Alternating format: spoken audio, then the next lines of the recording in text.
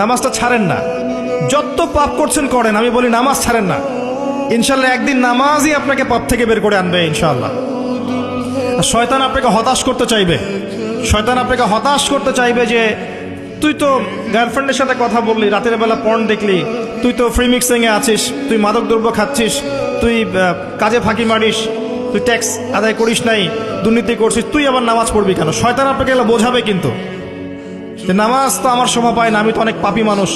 এই ধোকায় পা দিবেন না। আপনি নামাজ কন্টিনিউ করতে থাকেন, ইনশাল্লাহ আল্লাহ পাক আপনাকে পাপ থেকে বের করে আনবেন ইনশাল্লাহ।